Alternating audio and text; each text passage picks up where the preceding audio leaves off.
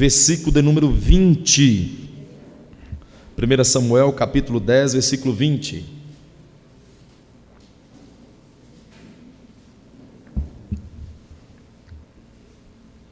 Primeiro livro de Samuel, capítulo de número 10, versículo de número 20. Você que trouxe a Bíblia, nós vamos estar lendo a palavra de Deus nesse momento. Falta mais algum aviso? Tem não, né? É só isso mesmo, né? Os irmãos estão percebendo que eu já pulei para o 10, né? No domingo passado eu ministrei o capítulo 7, 6 e 7, né? 5, 6 e 7. Hoje eu vou ler o capítulo de número 10, mas eu vou estar ministrando o capítulo 8, o capítulo 9 e o capítulo 10 para os irmãos. Lembrando que, como o livro de Samuel são 31 capítulos, eu não vou me dar ao luxo de ficar todos os capítulos, senão vai ficar muito extenso a nossa ministração em Samuel. Então, em alguns pontos do livro, eu consigo pegar 3, 4 capítulos, que no caso é o de hoje. Eu vou conseguir pegar aqui três capítulos e vou trazer uma ministração ao seu coração. Amém? Então vamos lá. Capítulo 10, versículo 20. Quem encontrou, diga amém. Então vamos ler. Tendo, pois, Samuel feito chegar todas as tribos de Israel, foi tomada por sorte a tribo de Benjamim. E quando fez chegar a tribo de Benjamim, segundo as suas famílias, foi tomada a família de Matri, e dela foi tomada Saul, filho de Quis, e o procuraram, mas não foi encontrado. Pelo que tomaram a perguntar ao Senhor: não veio o homem ainda para cá? E respondeu o Senhor: eis que se escondeu entre as bagagens. Correram, pois, e o trouxeram dali. E estando ele no meio do povo, sobressaía em altura, e todo o povo desde os ombros para cima. A todo o povo desde os ombros para cima. Então disse Samuel a todo o povo: vedes, já a quem o Senhor escolheu. Não há entre o povo nenhum semelhante a ele. Então todo o povo clamou, dizendo: viva o rei. Também declarou Samuel ao povo a lei do reino, e a escreveu num livro, e pô-lo perante o Senhor. Então Samuel despediu todo o povo, e cada um para a sua casa. E foi também Saul para casa em Gibeá, e foram com ele homens de valor, aqueles cujo coração Deus tocara. Senhor, obrigado pela tua palavra, obrigado por este momento, em podermos hoje estar reunidos diante do Senhor, e ter, Deus, o privilégio de ler a tua palavra, a Bíblia Sagrada, e, ó meu Deus, ó Pai amado, e com a instrução do teu Espírito, praticá-la, meu Pai. No nome do Senhor Jesus, pedimos ao Senhor que os nossos corações estejam inclinados, ó Deus, a tudo aquilo que o Senhor tem a nos dizer, a nos falar e a nos ensinar nesta noite. Em nome de Jesus, abençoa o teu povo, ó Deus, ó Pai, me use como instrumento em tuas mãos, tudo para a glória e louvor do teu nome. Amém e amém. Glória a Deus. Aleluia. Irmãos, a partir de agora, no capítulo de número 8, nós iremos adentrar uma nova fase do livro de Samuel. Os irmãos vão perceber que do capítulo de número 1 até o capítulo de número 7, os personagens principais eram, primeiramente, o povo e os líderes espirituais, né? Nós falamos muito sobre o pecado do povo, nós falamos muito sobre a guerra do povo, nós falamos muito sobre o sacerdote Eli, falamos muito de Ofni e Finéias, né? Falamos também de Samuel. Por quê? Porque eles eram então os personagens principais do capítulo 1 até o capítulo de número 7. A partir do capítulo de número 8 para frente, os personagens agora vão mudar. A fase agora vai mudar, né? Nós passamos então para a segunda fase, onde os principais personagens vão ser agora os reis. Primeiramente Saul e mais para frente o rei Davi. Então, a partir de agora, nós vamos sempre nos deparar com essas personagens. E sempre esses personagens encabeçando os capítulos e os temas aqui bíblicos, a partir do capítulo de número 8. Outra coisa que nós temos que ressaltar, aqui a partir do capítulo 8, é que a partir do capítulo 8 existe agora uma transição de governo. Escute bem.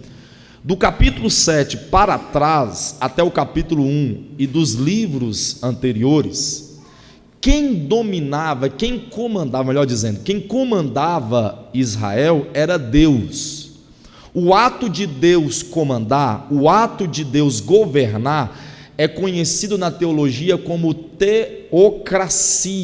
Teo, em grego, Deus, cracia, governo. Então era Deus no governo. Quem governava Israel era a teocracia, era Deus que governava Israel, através dos juízes. A partir do capítulo de número 8, existe uma transição de governo. A teocracia sai, ou seja, Deus sai de cena como sendo aquele que governava. Eu estou falando no âmbito político, viu, irmãos? Estou falando no âmbito político e religioso. Ele sai de cena e entra agora o outro governo, que é chamado de governo monárquico, que é o governo da monarquia. Monarquia, quem os reis, né? Tanto é que o capítulo que nós lemos, nós estamos falando no versículo, deixa eu me situar aqui, versículo de número 24, o povo gritando, viva o rei! Nós não encontramos isso no capítulo anteriores, porque não tinha rei, não havia rei. Então, no capítulo 8, então a mudança de fase. A mudança, além de mudança de fase, é a mudança também de governo. Os personagens principais, que era o povo e o sacerdote, e Deus que governava, dá licença para a entrada agora dos personagens principais, dos reis, e o governo monárquico. Deu para compreender? Diga amém. Então, só para nós situarmos de como vai ser a ministração, eu disse para os irmãos que hoje eu vou ministrar o capítulo de número 8, o capítulo de número 9 e o capítulo de número 10.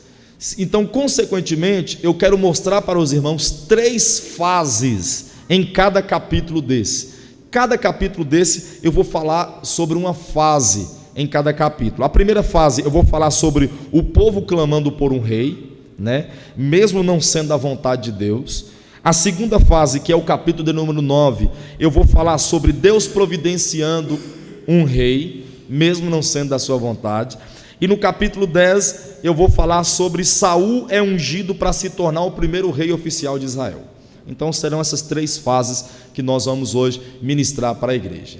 Amém? Vamos começar as fases? Amém? Então vamos lá. Primeira fase, que é o capítulo de número 8.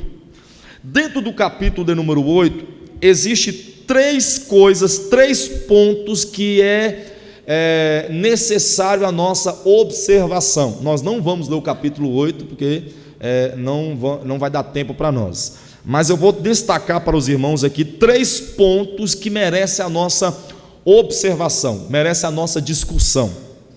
O primeiro ponto vai do verso de número 1 ao verso de número 3, onde fala sobre os filhos de Samuel. O capítulo de número 1, o versículo de número 1 vai dizer que os filhos de Samuel, eles se tornaram juízes. Quem são os juízes? Os juízes são aqueles que eram guiados por Deus para governar o povo. O povo tinha algum litígio, o povo tinha algum conflito, o povo tinha alguma dificuldade, ele se reportava aos juízes, que por sua vez, não tendo a possibilidade de resolver o caso, se reportava ao juiz maior, que era Samuel. Então essa era a prática, era a política, era o governo, né, que era manifestado e exercido dentro de Israel. Se Samuel não resolvesse, ele perguntava direto para Deus, e Deus falava com Samuel diretamente qual era a resposta daquele pedido. Pois bem, o texto vai dizer que os filhos de Samuel se tornam então juízes. Mas olhe para mim, leia comigo, por favor, capítulo 8, deixa a sua Bíblia aberta, por favor, no capítulo 8, leia comigo algo que eu fiquei extremamente decepcionado quando eu li a primeira vez, isso há 16 anos atrás. O verso de número 3, leia comigo: seus filhos, porém, não andaram no caminho dele quem? Samuel, seu pai, mas desviaram-se após o lucro, e recebendo peitas, e perverteram a justiça. Em outras traduções, perverteram o direito. O que o texto está falando?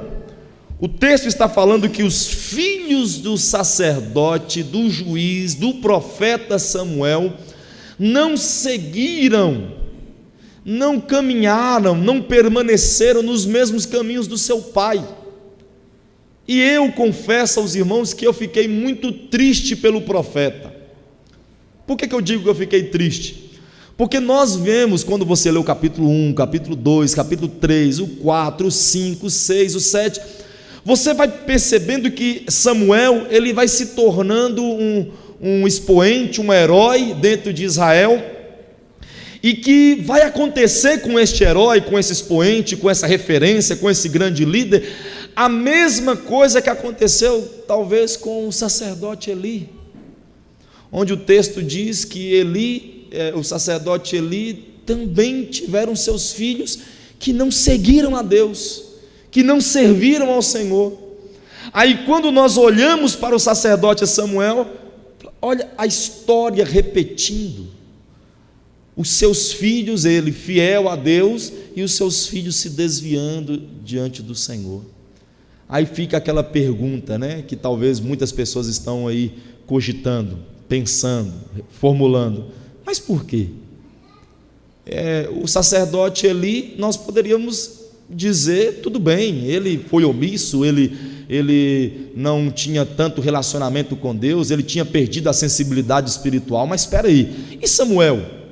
Samuel era fiel, Samuel era íntegro, Samuel era aquele que ouvia a voz de Deus, e Samuel ouvia a voz de Deus igual você está ouvindo a minha voz.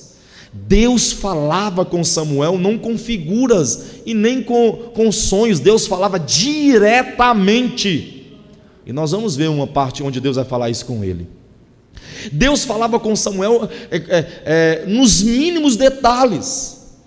Agora, um homem que é assim, cheio de Deus, um homem que é referência, um homem que é de fato, que tem relacionamento com Deus, por que os seus filhos agora não seguem?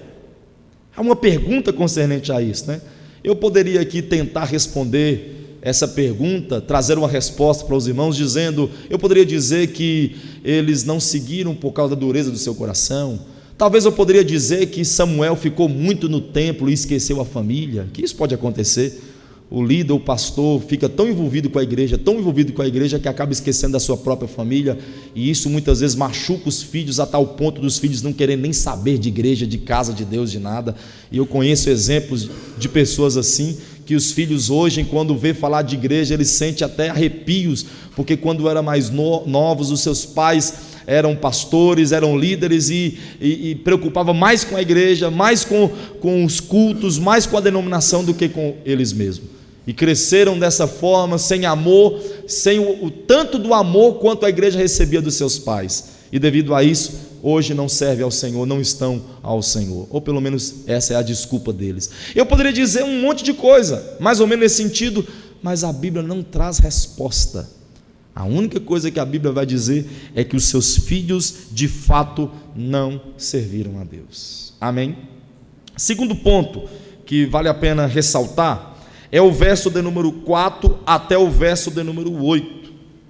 Nesses versos, o povo vai chegar até Samuel, que era o líder espiritual deles, e pedir que Samuel levantasse dentre o povo que se consagrasse entre o povo um rei. Escute bem, o povo está olhando para Samuel, homem de Deus, o Samuel, profeta. Só que Samuel não vai viver para sempre. Samuel aqui já está velho. Samuel já está envelhecendo. Eles olham para Samuel e dizem assim: quem vai substituir Samuel vai ser os seus filhos. Mas quando eles olham, o povo olha para os filhos, vê os filhos desviando-se, não andando no mesmo caminho de Samuel. Então eles começam a dizer: Samuel, está na hora do Senhor, de você, do Senhor, do profeta, levantar entre nós um rei. Todas as nações que estão ao nosso redor têm um rei. Existe uma monarquia, existe alguém que comande, um homem que pega as rédeas, e nós não temos. Nós temos um tanto de juízes. Você tudo bem, mas olhe para os seus filhos. Os seus filhos não têm condição de governar, então clame a Deus para que Deus nos dê um rei. É o povo preocupado pedindo. E quando o povo faz esse pedido, o texto vai dizer que Samuel não agrada.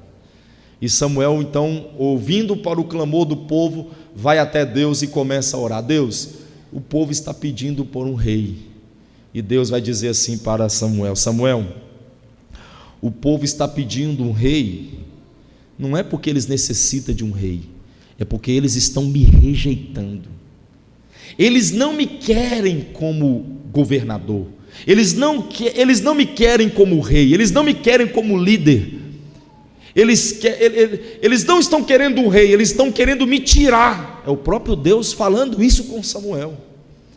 Aí no verso de número do 9 até o verso de número 22, Deus vai virar para Samuel e diz assim: Samuel, vá até o povo e diga para o povo que se eles querem de fato um rei, vai haver consequências. E eu vou ditar quais são as consequências. Vamos ver o verso de número 11. O que o rei vai fazer? Se vocês tiverem um rei, olha o que o rei vai exigir de vocês. O próprio Deus falando com o povo através de Samuel. Deus vai dizer assim: o rei, quando vocês tiverem um rei, verso 11, ele tomará os filhos de vocês para servi-lo em carros de guerra e em cavalarias, e para correr à frente dos seus carros de guerra. Verso 12, eles os fará arar as terras dele, fazer a colheita, fabricar arma de guerra, equipamentos para os carros de guerra. Tomarás as filhas de vocês para serem perfumistas, cozinheiras, padeiras. Tomará vocês para o melhor da plantação, do vinho, dos olivais, e dará aos seus criados. Tomará 1/10 dos seus cereais, das colheitas da uva, dará aos seus oficiais e seus criados. Tomará de vocês o seu uso particular, os servos, as servas, o melhor dos seus gados, os seus melhores jumentos. Tomará de vocês 1/10 do rebanho, você mesmo tornará um escravo. E naquele dia, quando vocês está sendo oprimido dessa forma, vocês clamarão por causa do rei que vocês mesmos escolheram, e o Senhor não os ouvirá. Olha o que o próprio Deus está falando. Olha a advertência que Deus está dando ao povo: gente, vocês não estão querendo o rei, vocês estão querendo me tirar. E se colocar um rei no meio de vocês, esse rei ele vai dominar vocês. E isto é uma lógica de um reinado.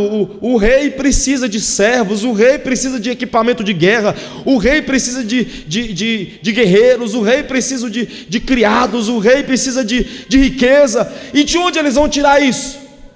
De onde ele vai tomar tudo isso? É de vocês. Vocês vão perder. Vocês que... Eu não. Se eu for o Senhor, se eu for o governador de vocês, eu não vou tomar nada de vocês. A única coisa que eu vou exigir é simplesmente os 10% e a adoração. Mas o rei vai tomar tudo de vocês. Sabe o que o povo vai, ao ouvir aquelas palavras? Verso de número 19.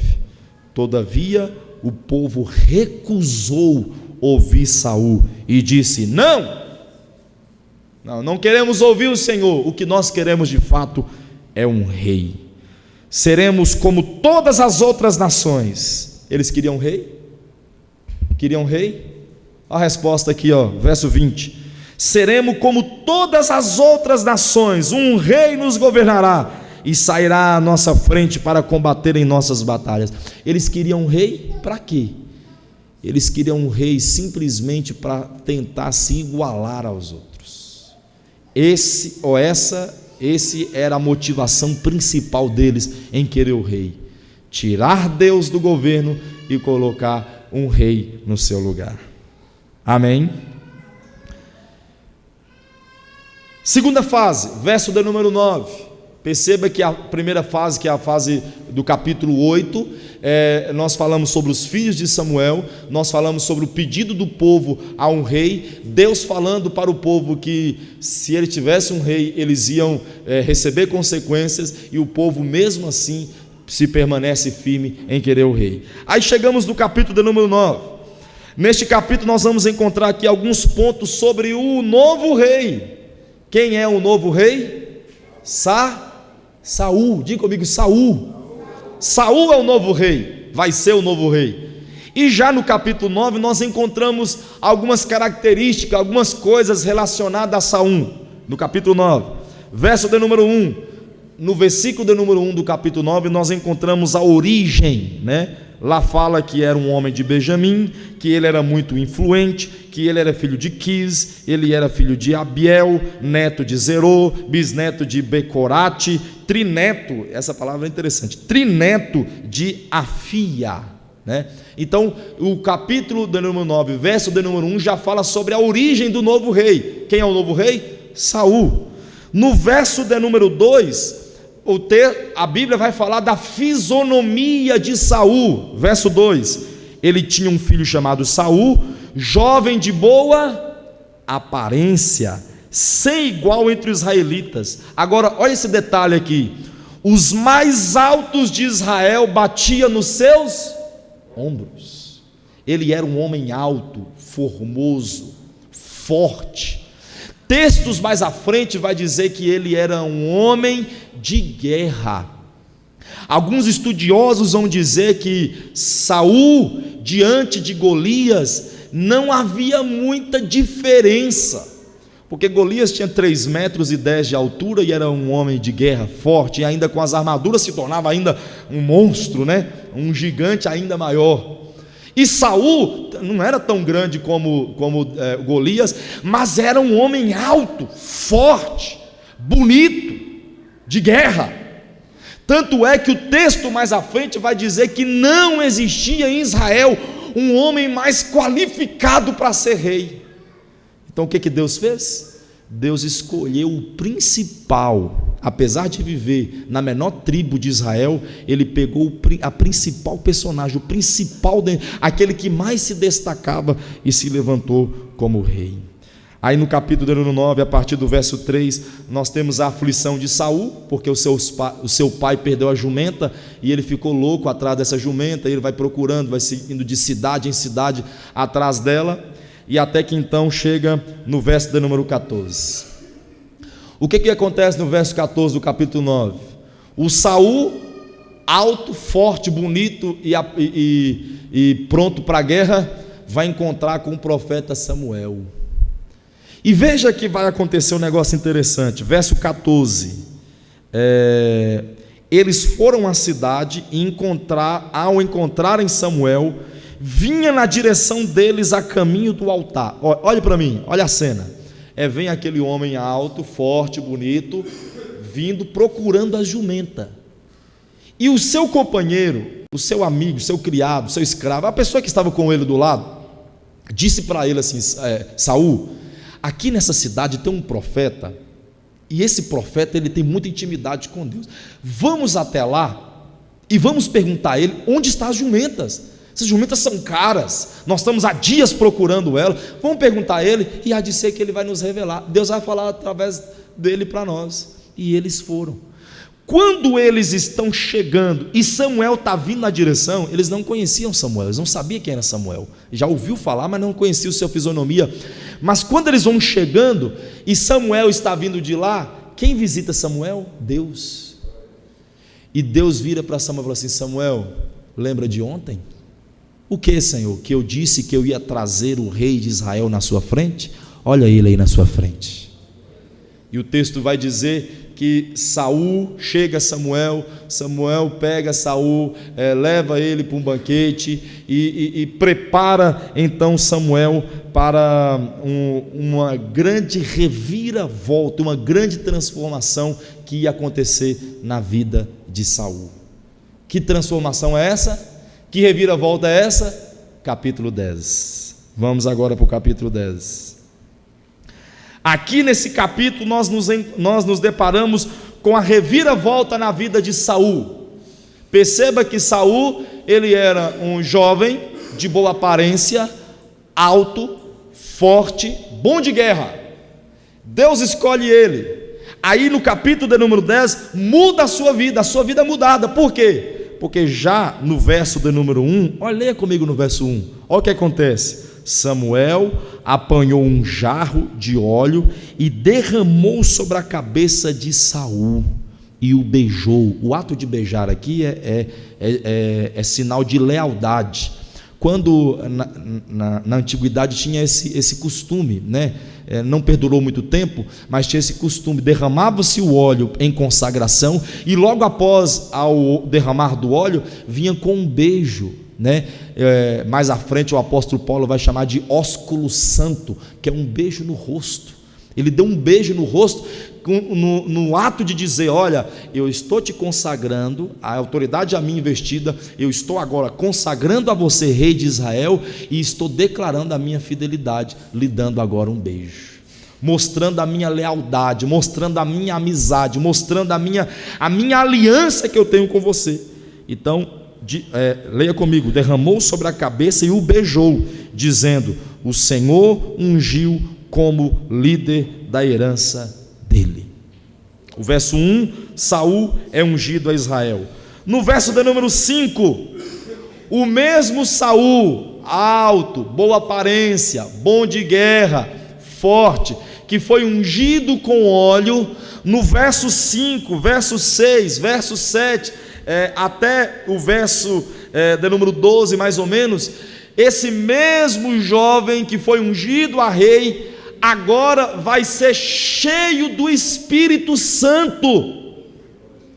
O texto vai dizer que ele encontrou com alguns jovens que estavam cantando, e no meio desses jovens, diz o texto bíblico que o Espírito de Deus veio sobre ele, e foi tomado por uma unção, por uma graça sobre Saul, e Saul começou a profetizar, e o texto bíblico vai dizer, verso de número 6, que o Espírito do Senhor apoderou dele, e ele finaliza dizendo: sendo um novo homem, né? Aqui é no caso Samuel falando o que ia acontecer, e de fato aconteceu. O Espírito do Senhor se apossará de você, e com ele você profetizará, e será um novo homem. Então aquele jovem bonito, alto, forte, bom de guerra, se tornou rei, e no mesmo dia se tornou cheio, ungido pela graça de Deus. Digam amém. Agora vai acontecer um negócio engraçado a partir do verso 21, porque olha como foi. Saul foi ungido a rei, o Espírito de Deus veio sobre Saul, e dias depois Saul foi apresentado como rei.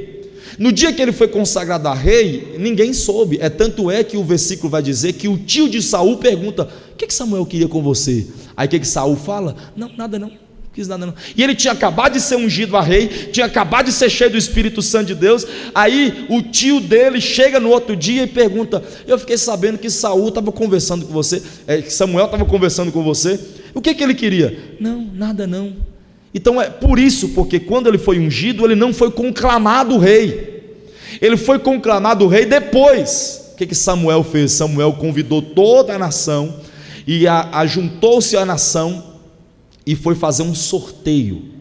Escute bem, sorteio. Vou repetir, sorteio. Por que eu repeti 3 vezes? Porque era costume em Israel, todas as vezes que iam decidir a respeito de alguma coisa, de eleger alguém, era feito através de sorteio. Talvez a história mais conhecida dos irmãos que possa exemplificar o que eu estou dizendo seja a escolha do apóstolo. Quando Judas Iscariotes morre, no capítulo número 1, é o capítulo 2 de Atos, os apóstolos vão virar assim: peraí, Jesus escolheu 12 apóstolos, só que Judas morreu, nós temos só 11, como nós vamos fazer? Temos que escolher mais um. E o texto bíblico diz que eles procuraram homens que viram Jesus, que andaram com Jesus e eram idôneos. Achou quantos? 2. Dentre os 2, eles fizeram um sorteio.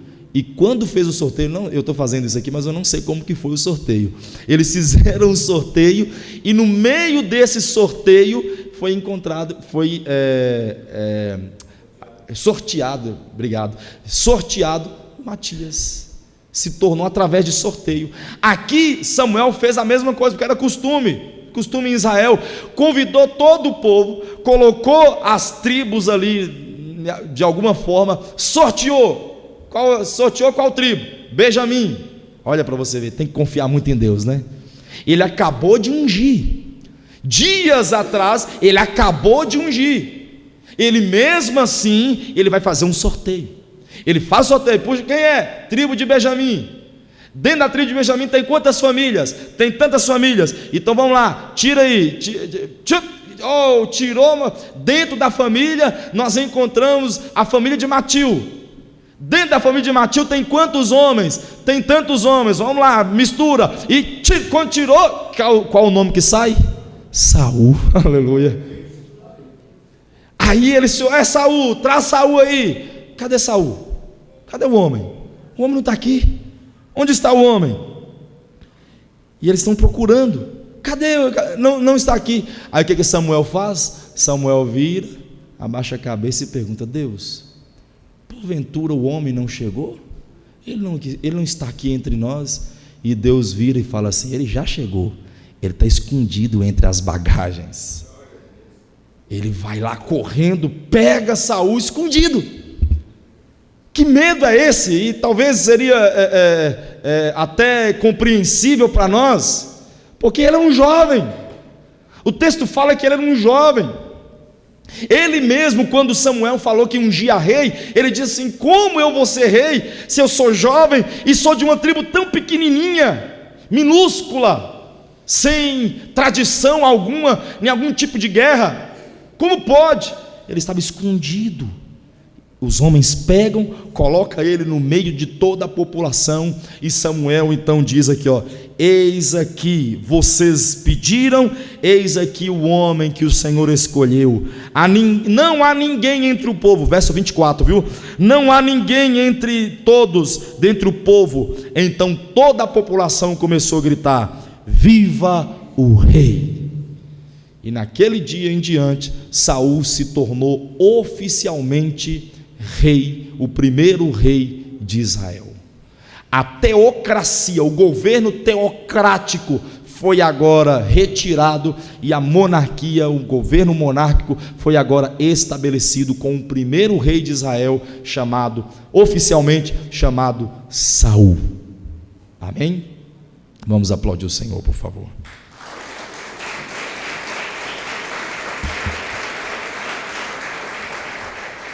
Então, basicamente, esta é a história que nós nos deparamos no capítulo 8, o capítulo 9 e o capítulo 10. O capítulo 8 começa falando dos filhos, dos maus caminhos dos filhos de Samuel.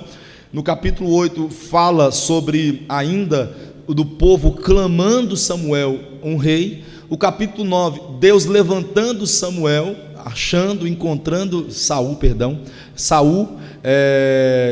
encontrando Saul. E no capítulo de número 10, este Saul que foi encontrado no capítulo 9 é agora consagrado e cheio do Senhor, ungido pelo Senhor, rei de Israel. Amém? Então é basicamente essa a história que eu queria narrar, expor para os irmãos da palavra de Deus. Amém? Dito isso, ou explicado isso, ou exposto isso, eu quero trazer aqui algumas aplicações para os irmãos. Vamos aprender aqui algumas coisas? Primeiro, quando eu leio esse texto, Eu não sei se os irmãos perceberam no começo do sermão, no começo da pregação, quando eu estava falando lá no capítulo 8, quando o povo pede para Samuel, o povo vira para Samuel: Samuel, consagra um rei para nós. O texto vai dizer que Samuel não gostou. Quando Samuel pergunta para Deus, Deus também não gosta. Tanto é que a partir do verso 9 do capítulo 8, Deus vai virar para o povo e vai fazer uma lista gigantesca de, se eu não me engano, 8 versículos, de o que ia acontecer com eles se eles clamassem por um rei. Por que Deus mostrou aquilo? Porque Deus não gostou. Deus, é esquisito falar isso, mas os irmãos vão entender. Deus não aprovou o pedido deles. Deus não gostou, não foi aprovado, não foi aprovável, não foi agradável a Deus, não foi aprazível para Deus. Samuel, pede o povo um rei. Deus, dá um rei para o povo. E Deus não gostou. Aí eu pergunto para vocês: mas por que mesmo assim Deus respondeu o pedido deles, dando a eles um rei, se não era da vontade de Deus? Eu vou tentar responder isso para vocês, mas antes eu quero te explicar um negócio. As respostas das nossas orações, ela é sempre determinada por Deus. Ele decide se vai responder sim, se vai responder não, ou se vai responder espera. Deixa eu repetir. As respostas das nossas orações, elas são sempre, definitivamente sempre determinadas por Deus. Deus vai determinar. Você pediu? Deus vai dizer sim. Ou então Deus vai dizer não. Ou então Deus vai dizer espera. Sim, não e espera. E eu poderia trazer aqui alguns exemplos bíblicos para vocês a respeito disso. Quer ver? Quando Deus fala espera, o texto vai dizer em Isaías 26, verso 4: espera no Senhor por todos os tempos, ó rocha eternal. É um pedido do povo de Israel para Deus, para livrá-los dos inimigos que estavam sobressaindo dentro de Israel. Então Israel pede: Deus nos livra, Deus nos socorre, Deus arranca esses inimigos daqui. Aí Deus responde: esperai no Senhor, espera em mim, eu sou a rocha eternal. Então espera. A resposta de Deus aí para você: espera. Outro exemplo bíblico que nós encontramos é o não. Inclusive até o próprio Saul, 1 Samuel capítulo 28, verso 6, Samuel vira para Deus e fala assim: Senhor, atende o meu clamor, atende o meu pedido, eu estou desesperado. Verso de número 6, e Deus disse: não vou te atender, não vou te responder, não vou falar por sonhos, não vou falar por profetas. A resposta minha é não. E existe também a terceira forma onde Deus responde, que é o sim. Nós encontramos um exemplo lá em Atos capítulo 12, quando Pedro está preso, mãos e pés dentro de uma jaula, cercada de soldados. Enquanto isso, lá na casa do João Marcos, eles estão orando, dizendo: Senhor, tira Pedro de lá, tira Pedro de lá, tira Pedro de lá. E o texto bíblico diz que no meio da madrugada, já era meia-noite, um anjo desceu no meio da prisão, tirou as algemas dos pés e das mãos de Pedro, tirou Pedro da jaula, colocou capa, sandália para ele, atravessou no meio da prisão, todos os soldados lá, e o anjo entrou no meio da cadeia, tirou Pedro de lá. E o texto vai dizendo, capítulo 12, que o anjo ia passando e as portas iam se abrindo, e o anjo conduzindo. Tanto é que Pedro pensou que era sonho. O texto diz que Pedro, quando ele estava no meio da rua, ele falou assim: ué, não é sonho não, é realidade. E ele sai correndo. E quando ele chega na casa de João Marcos, que ele bate na porta, a menina abre e fecha na hora, porque ela não acreditou que a resposta de Deus foi tão rápida. Ela pensou assim: Como é que pode? Nós acabamos de orar aqui e Deus já respondeu, porque sim, Deus responde às nossas orações. Deus responde sim, é o prazer de Deus responder às nossas orações. Então Deus vai dizer sim, Deus vai dizer não e Deus vai dizer espera. Só que nós estamos diante de um caso interessante, porque Deus disse sim para uma coisa que Ele não aprovava. A grande questão que nos faz pensar aqui é nesse ponto. Não que Deus disse sim, porque Deus pode dizer sim, Deus pode dizer não e Deus pode falar espera. Mas aqui Deus disse sim para uma coisa que Ele não queria. Não é de se pensar? Não parece ir contra aquilo que eu, pastor Vinícius, prego aqui direto e falo? Deus é soberano. Eu não prego isso direto? O que é ser soberano? Deus está acima de tudo. O único ser no mundo, o único ser que existe, que contém, que detém o livre-arbítrio é Deus. Alguém pode dizer assim, mas eu tenho livre-arbítrio. Não tem. Você tem livre agência. Você tem liberdade de escolher sua roupa, você tem liberdade de escolher sua esposa, você tem liberdade de escolher o seu carro. Se tiver dinheiro, você tem liberdade para qual rua você for. Isso é chamado de livre agência. Livre-arbítrio ninguém tem. Quer ver eu te provar como que ninguém tem? Quem aqui no nosso meio teria coragem de levantar a mão, não, ficar de pé e gritar no meio da igreja, que agora, e gritar assim: pastor, a partir de agora nunca mais eu peco? Tem alguém? Você sabe por que você não faz isso? Porque você nunca vai conseguir. Porque nós estamos presos nesse corpo pecaminoso, amaldiçoado, de natureza perversa, totalmente perverso. Nós não somos livres, ainda somos presos ainda nesse pecado. É por isso que não há livre-arbítrio nesse sentido. Nós temos livre agência. O único que tem livre-arbítrio é Deus. Ele faz o que Ele quiser, quando quer, onde quer, como faz. Ele é Deus soberano. Está acima de tudo e de todas as coisas. Você pode dizer amém? Mas quando eu olho para esse texto, não parece estar chocando? Não parece se chocar? Espera aí, Deus está respondendo uma coisa que Ele não agrada, não quer, não é da sua, não aprove, não aprovou Ele o pedido, mas mesmo assim Ele respondeu sim. Por quê? Isso não é, escute bem, isso não faz a soberania de Deus ser rebaixada, porque isso até... É errado dizer isso, soberania abaixar. Se é soberano não tem como abaixar, mas isso não diminui, eu vou usar essa expressão, isso não diminui a soberania de Deus. Por quê? Porque Deus responde sim para algumas coisas que Ele não quer. Sabe por quê? Para nos ensinar.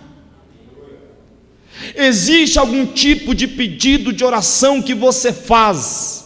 Escute, existem algumas orações que nós fazemos, que a igreja faz, que não é da vontade de Deus, porque Deus sabe muito bem qual vai ser a consequência no futuro, mas mesmo assim Deus dá para que nós possamos aprender. O povo de Israel queria um rei. Deus sabia que esses reis iriam trazer grande aflição. Foram poucos que trouxe alegria, como Davi trouxe alegria, Salomão trouxe alegria, Ezequias trouxe alegria, mas a maioria dos demais reis foram homens pagãos que levou o povo de Israel ao pecado, levou o povo de Israel ao inferno. Mas mesmo assim, Deus permitiu, porque Deus estava ensinando aquele povo, Deus estava trazendo um ensinamento para aquele povo. Existem orações na nossa vida que Deus vai dizer sim, mas não é da vontade dEle. Para quê? Para que nós possamos aprender. Então, qual é a maneira correta que eu devo proceder, a maneira correta que nós devemos proceder é: Senhor, eu quero, mas o Senhor quer? Você já orou assim? Você já orou dessa forma? Eu quero, mas o Senhor quer? Eu tenho um colega não, conhecido, muitos anos que eu não vejo, e ele namorava com uma moça, e um dia um homem, um rapaz, um irmão, virou para ele e falou assim: ô fulano, você está namorando com fulana, né? Sim, estou. Está feliz? Estou. Você já orou para saber se é de Deus? Irmão, o cara regalou o olho, falou assim: eu não. Mas por que você não orou para saber se é de Deus? E ele diz assim: vai que não é. Vai que não é. Vai que Deus fala assim: não, não é não. Mas espera aí, nós estamos, este é um exemplo claro de uma coisa que parece engraçado, mas acontece conosco.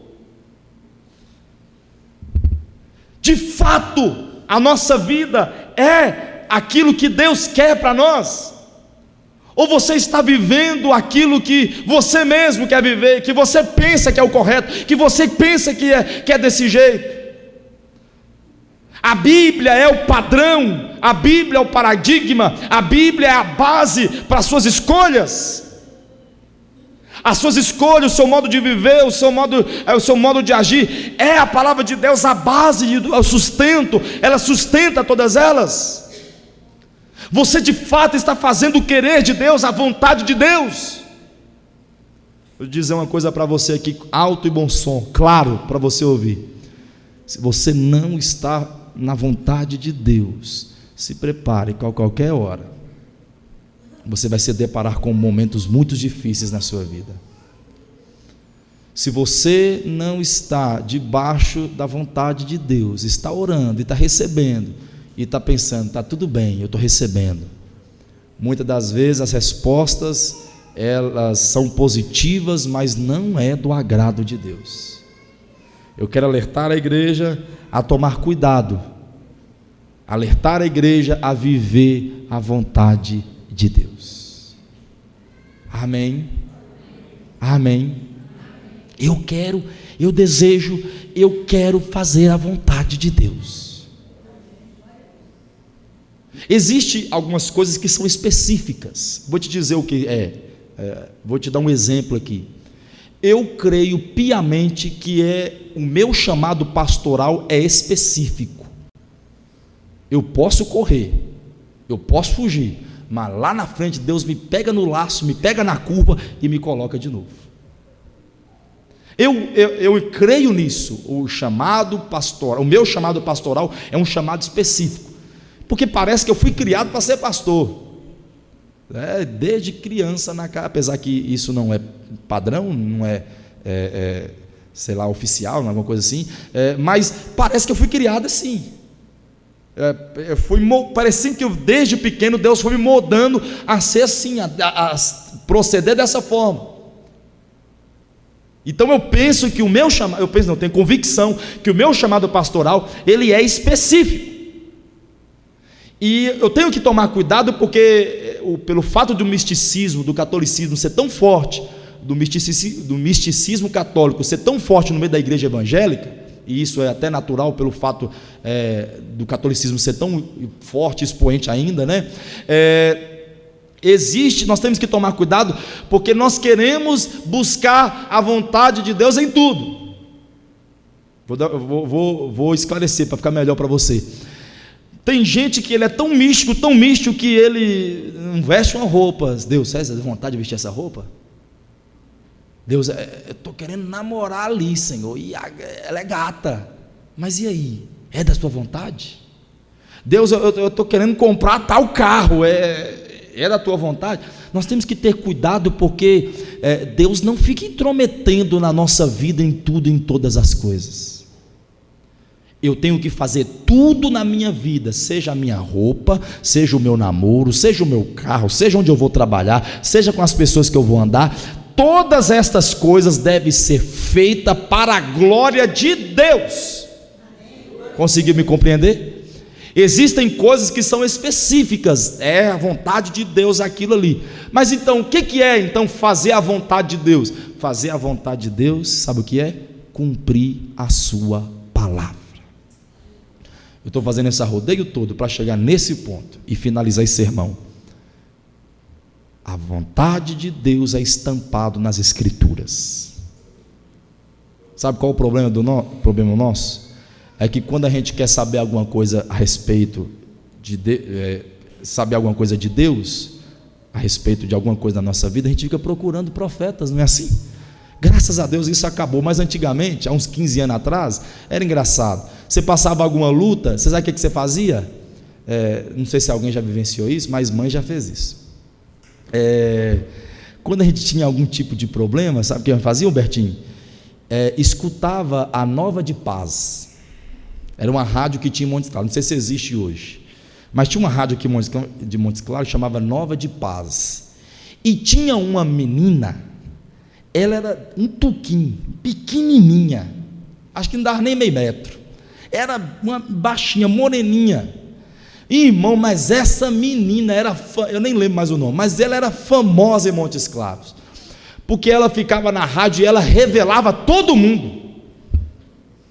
Ela revelava todo mundo. Você ligava para lá, aí ela perguntava: qual o seu nome? Vinícius. Aí ela falava: terra. E eu achava aquele trem muito interessante, quando ele gritava terra.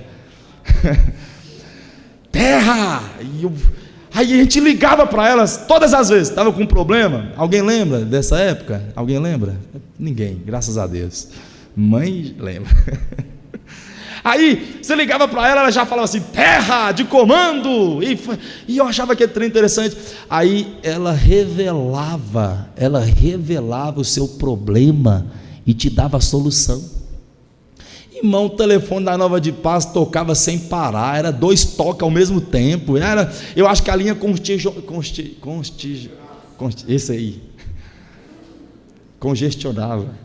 congestionava de tanta ligação. Por quê? Porque antigamente era assim, precisava-se de resolver algum problema, consultava os profetas. Eu sei que há um texto na Bíblia que diz assim: crê nos seus profetas e prosperareis. Mas aqui nós temos que entender que nós estamos vivendo no momento da maior profecia. Qual é o momento da maior profecia? A palavra de Deus é a maior profecia.